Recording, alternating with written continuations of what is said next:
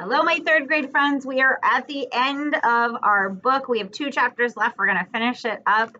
So Stanley and Hector, Zeroni, or Zero are out of there, and the warden's getting in trouble, but we still don't know what's in the suitcase. So let's see if we find out today. There never used to be yellow-spotted lizards in the town of Green Lake. They didn't come to the area until after the lake dried up. But the townsfolk had heard about the red-eyed monsters living in the desert hills. One afternoon, Sam, the onion man, and his donkey, Mary Lou, were returning to his boat, which was anchored just a little offshore. It was late in November, and the peach trees had lost most of their leaves. "Sam!" someone called. He turned around to see 3 men running after him, waving their hats. He waited. "Afternoon, Walter, Bo, Jesse," he greeted them as they walked up, catching their breath. "Glad we caught you," said Bo. "We're going rattlesnake hunting in the morning." "We want to get some of your lizard juice," said Walter. "I ain't scared of no rattlesnake," said Jesse, "but I don't want to come across one of those red-eyed monsters. I seen 'em once and that was enough. I knew about the red eyes, of course. I hadn't heard about the big black teeth." "It's the white tongue that got me," said Bo. Sam gave each man 2 bottles of pure onion juice. Put that together now with Stanley and Zero and what they ate. He told them to drink 1 bottle before going to bed that night, and then a half bottle in the morning, and then a half bottle around lunchtime. "You're sure this stuff works?" asked Walter. "I tell you what," said Sam, "if it doesn't, you can come back next week and I'll give you your money back." Walter looked around unsure as Bo and Jesse laughed. Get it? Because if they got bit, they wouldn't be coming back. Then Sam laughed too. Even Mary Lou let out a rare "Hee-haw." "Just remember," Sam told the men before they left, "it's very important you drink a bottle tonight. You got to get it into your bloodstream. The lizards don't like onion blood." Remember what Stanley and Zero ate? Stanley and Zero sat in the back seat of Mrs. Marengo's BMW. The suitcase lay between them. It was locked, and they decided to let Stanley's father try to open it in his workshop. "You don't know what's in it, do you?" she asked. "No," said Stanley. "I didn't think so." The air conditioning was on, but they drove with the windows open as well because, no offense, but you boys really stink. Miss Marengo explained that she was a patent attorney. "I'm helping your father with a new product he's invented. He happened to mention your situation, so I did a little investigating. Clyde Livingston's sneakers were stolen sometime before 3:15. I found a young man, Derek Dunn, who said that at 3:20 you were in the bathroom fishing your notebook out of the toilet. 2 girls remembered seeing you come out of the boys' restroom carrying a wet notebook." Stanley felt his ears redden. Even after everything he'd been through, the memory still caused him to feel shame. "So you couldn't have stolen them," said Miss Marengo. "He didn't. I did," said Zero. "You did what?" asked Miss Marengo. "I stole the sneakers." The lawyer actually turned around while driving and looked at him. "I didn't hear that," she said, "and I advise you to make sure I don't hear it again." "What did my father invent?" Stanley asked. "Did he find a way to recycle sneakers?" "Nah, he's still working on that," explained Miss Marengo, "but he invented a product that eliminates foot odor. Here, I've got a sample in my briefcase. I wish I had more. You 2 could bathe in it." She opened her briefcase with one hand and passed a small bottle back to Stanley. It had a fresh and somewhat spicy smell. He handed it to Zero. "What's it called?" Stanley asked. "We haven't come up with a name yet," said Miss Marengo. "It smells familiar," said Zero. "Peaches, right?" asked Miss Marengo. "That's what everyone says."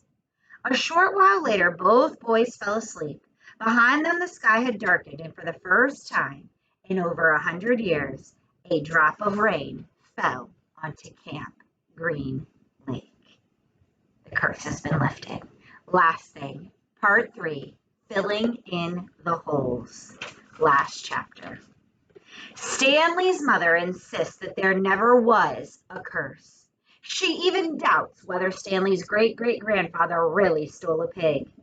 The reader might find it interesting, however, that Stanley's father invented his cure for foot odor the day after the great-great-grandson of Eli Yelnats carried the great-great-grandson of Madame Zeroni up the mountain.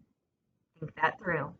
Stanley is the great-great-grandson of Eli Yelnats.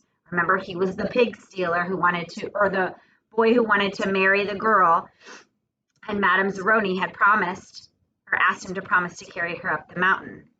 Now, Zero is the great-great-great-grandson of Madame Zeroni. And what did Stanley do? He carried Zero up the mountain to drink the water. Remember that? From the stream. So, the curse has been lifted. The Attorney General closed Camp Green Lake. Miss Walker, who was in desperate need of money, had to sell the land which had been in her family for generations. Trout Walker's granddaughter, or daughter. It was bought by a national organization dedicated to the well-being of young girls, and in a few years, Camp Green Lake will become a Girl Scout camp. This is pretty much the end of the story. The reader probably still has some questions, but unfortunately, from here on in, the answers tend to be long and tedious. While Mrs. Bell, Stanley's former math teacher, might want to know the percent change in Stanley's weight, the reader probably cares more about the change in Stanley's character and self-confidence. But those changes are subtle and hard to measure. There is no simple answer. Even the contents of the suitcase turned out to be somewhat tedious. Stanley's father pried it open in his workshop, and at first everyone gasped at the sparkling jewels. Stanley thought he and Hector had become billionaires, but the jewels were of poor quality, worth no more than $20,000. Underneath the jewels was a stack of papers that had once belonged to the very first Stanley Yelnats. These consisted of stock certificates, deeds of trust, and promissory notes.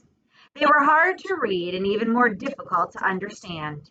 Miss Marengo's law firm spent more than 2 months going through all the papers. They turned out to be a lot more valuable than the jewels. After legal fees and taxes, Stanley and Zero each received less than $1 million, but not a lot less. It was enough for Stanley to buy his family a new house with a laboratory in the basement for his dad, and for Hector to hire a team of private investigators. But it would be boring to go through all those tedious details of all the changes in their lives. Instead, the reader will be presented with one last scene, which took place almost a year and a half after Stanley and Hector left Camp Green Lake. You will have to fill in the holes yourself. Here it is. There was a small party at the Yelnats' house. Except for Stanley and Hector, everyone there was an adult. All kinds of snacks and drinks were set out on the counter, including caviar, champagne, and the fixings to make ice cream sundaes.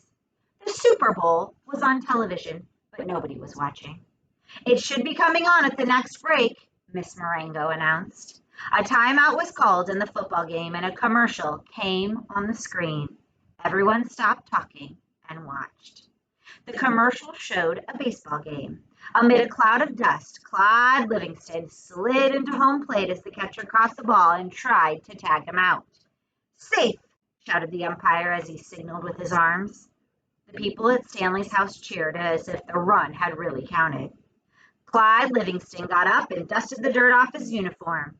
As he made his way back to the dugout, he spoke to the camera.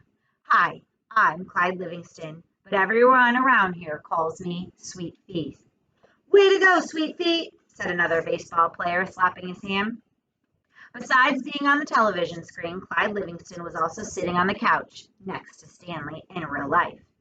"But my feet weren't always sweet," the television Clyde Livingston said as he sat down on the dugout bench.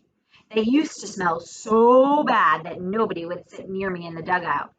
"They really did stink," said the woman sitting on the couch on the other side of Clyde. She held her nose with one hand and fanned the air with the other. Clyde shushed her. "Then a teammate told me about sploosh," said the television Clyde. He pulled a can of sploosh out from under the dugout bench and held it up for everyone to see. "I just spray a little on each foot each morning, and now I really do have sweet feet. Plus, I like the tingle." Sploosh, said a voice.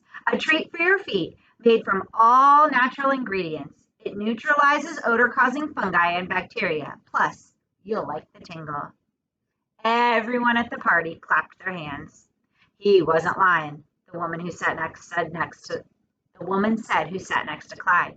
I couldn't even be in the same room with the socks. The other people at the party laughed. The woman continued, I'm not joking. It was so bad. You made your point, said Clyde, covering her mouth with his hand. He looked back at Stanley. Will you do me a favor, Stanley? Stanley raised and lowered his left shoulder. I'm going to get more caviar, said Clyde. Keep your hand over my wife's mouth. He patted Stanley on the shoulder as he rose from the couch. Stanley looked uncertainly at his hand, then at Clyde Livingston's wife. She winked at him. He felt himself blush and turned away toward Hector, who was sitting on the floor in front of an overstuffed chair. A woman sitting in the chair behind Hector was absent-mindedly fluffing his hair with her fingers. She wasn't very old, but her skin had a weathered look to it, almost like leather. Her eyes seemed weary, as if she'd seen too many things in her life that she didn't want to see. And when she smiled, her mouth seemed too big for her face. She very softly half sang, half hummed a song that her grandmother used to sing to her when she was a little girl. You know who she is? If only, the moon speaks no reply, reflecting the sun and all that's gone by. Be strong, my weary wolf, turn around boldly, fly high, my baby bird, my angel, my only. Hopefully you figured out who she was. I hope you've enjoyed our book of Holes as much as I have. If you have an opportunity, there is a video or a movie of the book Holes, and there's definitely some parts that are different. Remember, the book always came first. I hope to see you for another Read Aloud soon. Have a great day, smile, and be kind.